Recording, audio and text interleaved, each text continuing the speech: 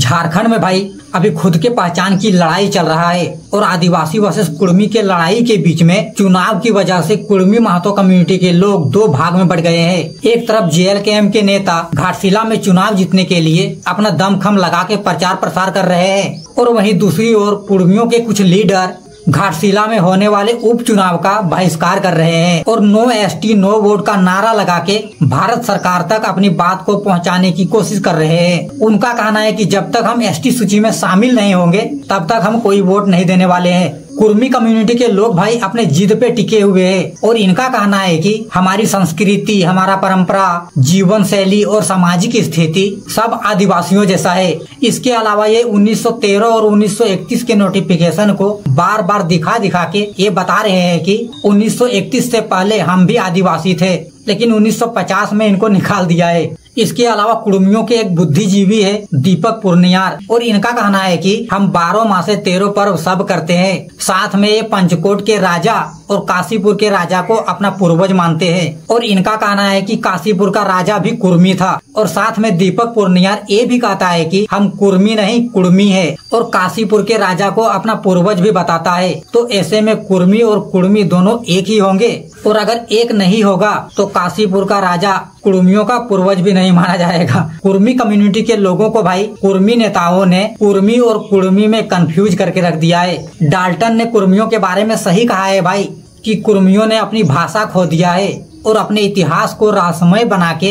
हिंदू और आदिवासियों के पूजा पद्धति को अपना लिया है और इसी वजह से डाल्टन ने इनको हिंदूकरण आदिवासी माना। हिंदूकरण आदिवासी कहने का मतलब है भाई कि इनके पूर्वज कभी न कभी 1000 या 2000 साल पहले आदिवासी परंपरा को मानते थे, लेकिन भारत में जब आर्य आए और ये धीरे धीरे यहाँ बसने लगे और जब आर्यों ने हिंदू धर्म का प्रचार प्रसार किया तो ये लोग धीरे धीरे हिंदू धर्म को फॉलो करने लगे। और 1872 में जब डाल्टन ने कुर्मियों पर सर्वेक्षण किया तो छोटा नागपुर के सारे कुर्मी हिंदू धर्म के पूजा पद्धति को फॉलो कर रहे थे। उस समय ये लोग मात्र जनजातियों का एक त्योहार जिसको अखना जत्था के नाम से जाना जाता है सिर्फ वही त्योहार कर रहे थे और इसी की वजह से शुरुआती जनगणना में ही छोटा नागपुर के कुर्मियों को जनजातियों के साथ नहीं रखा और इनको खेतीहर करने वाली जाति माना। हालांकि डाल्टन का मानना था कि छोटा नागपुर के कुर्मियों का हिंदूकरण हुआ है, लेकिन 1872 में जो सेंसस कमिश्नर था उनका कहना था कि ऐसा भी हो सकता है कि कुर्मियों का आदिवासीकरण हो गया हो। कहने का मतलब है भाई कि डाल्टन का मानना था कि ये पहले आदिवासी परंपरा को फॉलो करते थे और बाद में ये हिंदू धर्म को मानने लगे, लेकिन सेंसस कमिश्नर का मानना था कि ऐसा भी तो हो सकता है कि ये सबसे पहले हिंदू धर्म को फॉलो करते होंगे और बाद में ये आदिवासियों के बीच रह के आदिवासी परंपरा को मानने लगे, क्योंकि 1872 तक छोटा नागपुर के कुर्मी हिंदू धर्म के सारे पूजा पद्धति को कर रहे थे। इसके अलावा डाल्टन ने अपने बुक में ये भी लिखा है कि छोटा नागपुर के कुर्मी शादी के अलावा सारे पर्व त्योहार में ब्राह्मणों को बुलाते हैं और शादी में बुलाते नहीं है, लेकिन ब्राह्मणों से शादी का मुहूर्त, कुंडली और जो भी भविष्यवाणी है वो दिखाते थे।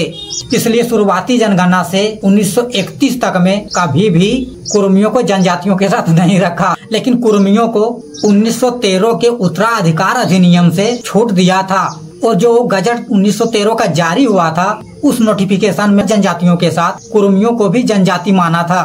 और अंग्रेजों को लगता था कि जनजातियों की तरह कुर्मियों के पास भी अपना कस्टम होगा, लेकिन ब्रिटिश कोर्ट में भी छोटा नागपुर के कुर्मी कम्युनिटी ने अपने उत्तराधिकार चुनने के परंपरा को साबित नहीं कर पाया और उसके बाद पटना हाई कोर्ट ने छोटा नागपुर के कुर्मियों पर हिंदू उत्तराधिकार अधिनियम लागू कर दिया और इसीलिए जब 1931 में जनगणना रिपोर्ट आया तो सेंसस ऑफिसर को लिखना पड़ा कि 20 साल पहले जो नोटिफिकेशन जारी हुआ था, कहने का मतलब है भाई जो 1913 में नोटिफिकेशन जारी हुआ था जिसमें छोटा नागपुर के कुर्मियों को उत्तराधिकार अधिनियम से छूट दिया था, उसमें अब कुर्मी महतो के नाम से महतो शब्द को हटा के कुर्मी के आगे क्षत्रिय लिखने के मांग को एक्सेप्ट करते हैं, क्योंकि छोटा नागपुर के कुर्मी पिछले 30 साल से कुर्मी क्षत्रिय बनने के लिए उतावले हो रहे थे और 1931 में उनको